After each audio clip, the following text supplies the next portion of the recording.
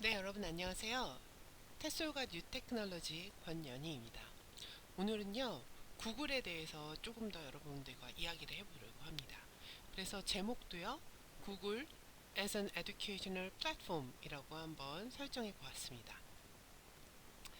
자, 그러면 오늘 여러분들과 함께 이야기해 볼 내용은요, 자, 첫 번째는요, 자, 우리가 플랫폼이라는 용어를 굉장히 많이 쓰고 있어요. 그런데 과연 그 플랫폼이란 용어는 어떠한 것을 지칭하는 의미일까요? 자, 그리고 두 번째, 구글 as an educational platform. 자, 구글이 왜 educational platform이라고 불리는지 그것에 대해서도 한번 이야기를 해볼 거고요.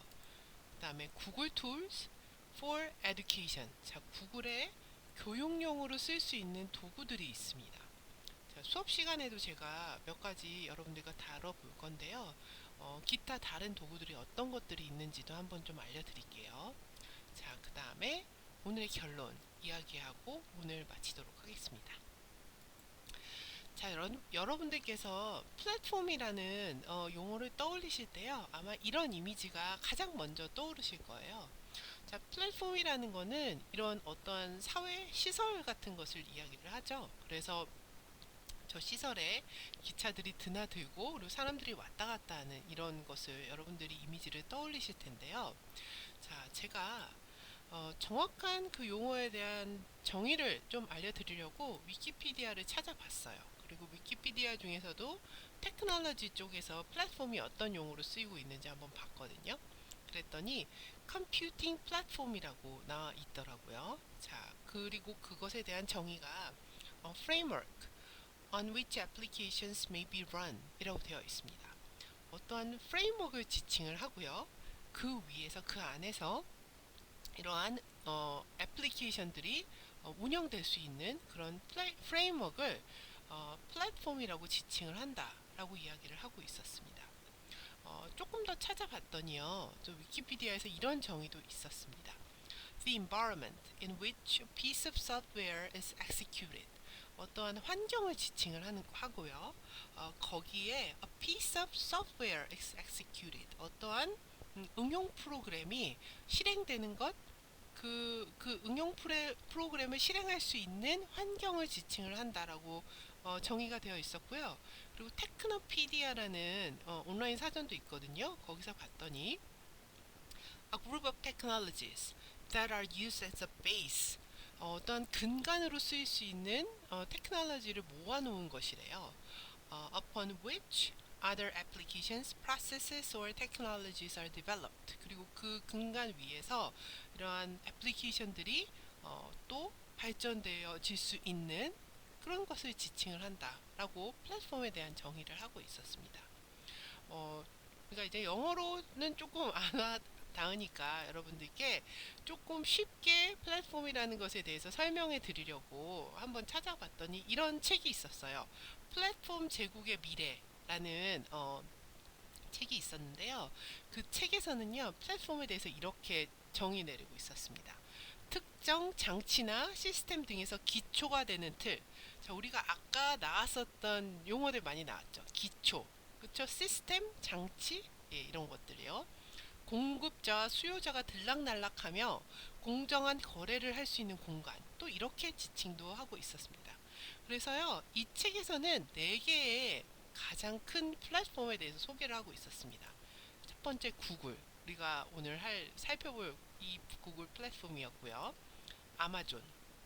여러분들 다 아시죠? 페이스북. 네, 페이스북. 그 다음에 애플. 이렇게 4가지 플랫폼에 대한 이야기를 계속하고 있었습니다. 요새 이거 통칭해서 가파라고도 하죠. 가파라고도 얘기를 하는데 현 시점에 미국 경제를 들었다 놨다 들었다 놨다 하고 있는 이 4가지 플랫폼 사업 이 4가지 중요한 플랫폼인데요. 자, 각각 어떠한 기능을 하는 플랫폼인가요? 여러분들 구글 하면 제일 먼저 떠올리시는 용어는 어떤 것이 있으시죠? 네, 구글은 바로 검색이죠. 자, 아마존은 어떠세요? 아마존은 네, 상거래입니다. 페이스북은 어떠신가요? 페이스북은 네, SNS 플랫폼이고요. 애플 이것은 네, 모바일 기기, 컴퓨터 기기 이런 것들을 사고 팔고 하는 그런 플랫폼을 이야기를 하는 거죠. 자, 그래서 이러한 대표적인 플랫폼들이 있고 이것들이 이제 우리가 4차 산업혁명 시대에 우리가 여러분들이 유저로서 굉장히 많이 활용하고 계시는 플랫폼들이실 거예요. 자, 그러면 네, 구글 as an educational platform. 자, 그럼 우리는 구글을 어떻게 교육용 플랫폼으로 활용을 할 수가 있을까요? 우리가 구글이라는 거는 그냥 검색을 위한 플랫폼으로 여지껏 많이 사용을 하고 있었는데 말이죠. 자, 그럼 구글 안에 어떠한 이 구글이라는 프레임워크 안에 어떠한 툴들, 어떠한 애플리케이션들이 있죠? 그거부터 한번 살펴볼까요? 지메일, 구글 드라이브, 그리고 그 구글 드라이브 안에는요. 구글 덕스, 구글 시트, 구글 슬라이드, 구글 폼이라는 이 애플리케이션들이 있습니다. 그리고 이것 이외에도요. 구글 캘린더, 구글 킵, 미트, 구글 클래스룸, 구글 블로그, 유튜브 이런 것들이 교육용으로 활용이 될 수가 있어요. 자, 그러면 각각의 기능들이 몇 가지만 뽑아서 어떻게 활용할 수 있는지 한번 이야기를 해볼게요.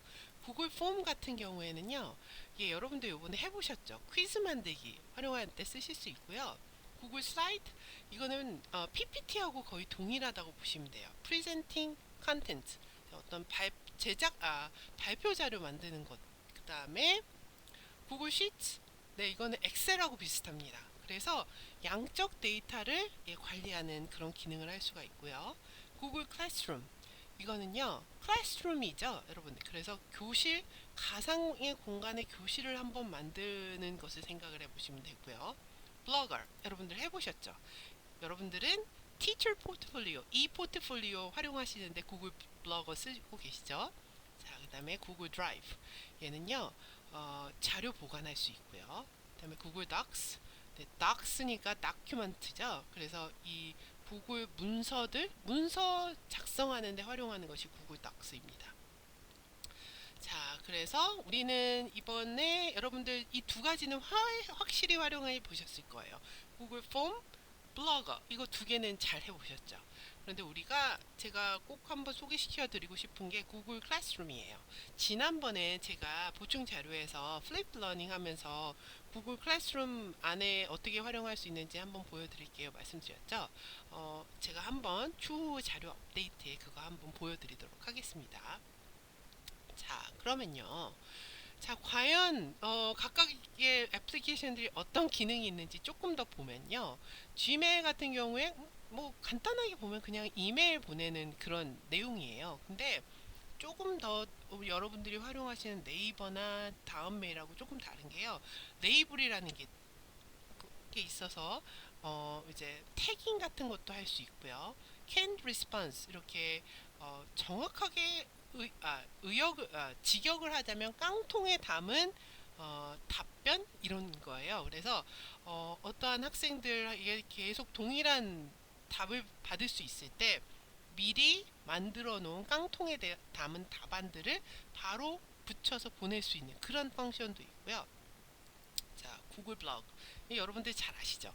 구글 블로그고 이 포트폴리오로 활용을 할 수도 있습니다. 그리고 가젯이라는 게 있어요. 그래서 이것도 제가 수업 시간에 설명을 해 드릴 건데요. 이것을 활용을 하면은 블로거를 조금 더 잘 효율적으로 쓰실 수 있는 그런 기능이 있습니다. 자, 구글 클래스룸은 LMS, Learning Management Service. 그래서 학습을 관리하는 시스템으로 쓸 수 있는 그런 것이고요. 여러분, Meet.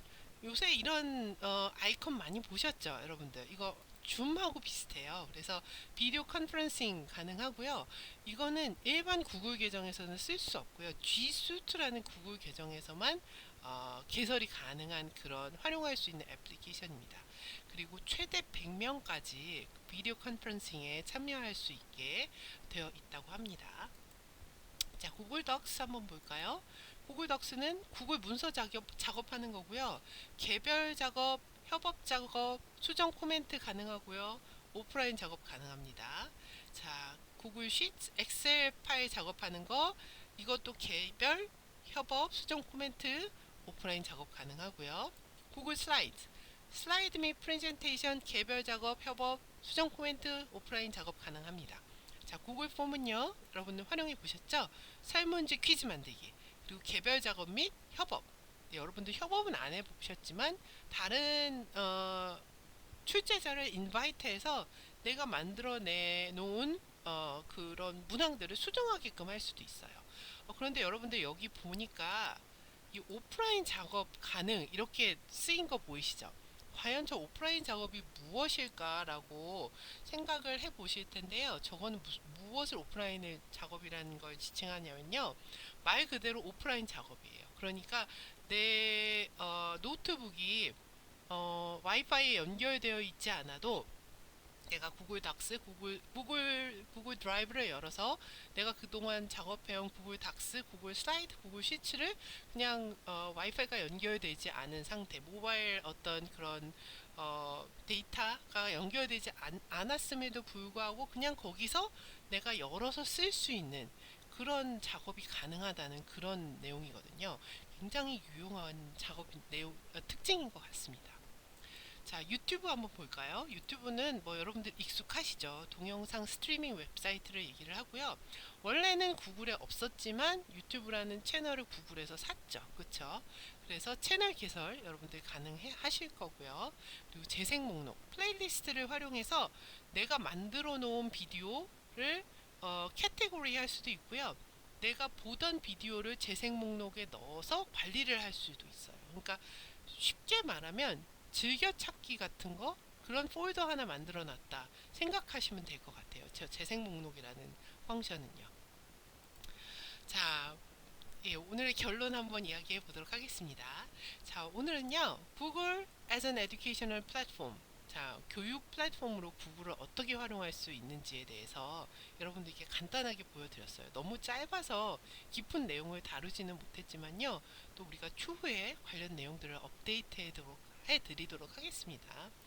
자, 플랫폼이라는 것은 어떤 것이었죠, 여러분? 플랫폼은요, 다양한 어플리케이션을 실행할 수 있는 기초가 되는 틀 또는 골격을 뜻한다고 정의가 되어 있었습니다. 자, 그러면 우리가 구글 어플리케이션들을 활용을 해서 왜 알아두어야 하는가? 이제 여러분들이 이미 구글 블로거하고 구글 폼을 활용해 보셨잖아요. 그래서 내가 이것으로 수업을 어떻게 디자인할 수 있는지 생각도 해보셨고, 그리고 제가 만든 그런 컨텐츠를 이렇게 활용해서 이렇게 만들 수가 있구나. 거기에 대한 아이디어도 얻으셨을 거예요. 그쵸? 자, 그리고 오늘 깊이 말씀드리지는 못했지만 구글 클래스룸 제가 꼭 한번 설명해 드리도록 할게요. 그래서 구글 클래스룸은 이러한 온라인 수업을 운영할 수 있는 플랫폼으로 활용될 수 있다. 물론 여러분들께서 구글 블로거도 플랫폼으로 활용하실 수 있어요. 그것도 저도 추천드릴 수 있지만요. 구글 클래스룸, LMS 시스템을 활용을 하시면 조금 더 학습자들하고 소통하기가 쉬우실 거예요. 자, 그렇기 때문에 오늘의 구글 구글 as an educational platform에 대한 이야기를 여기까지 해서 마치도록 하겠습니다. 자, 우리가 수업 시간에도 다루는 내용도 있겠지만 다루지 못하는 내용들도 있거든요. 그것은 제가 구글 클래스룸 같은 경우에는요, 시간이 좀 부족해서 수업 내용에는 다루지 못했어요. 그래서 그 내용에 대해서도 보충 자료로 한번 꼭 말씀드리도록 하겠습니다. 수고하셨습니다.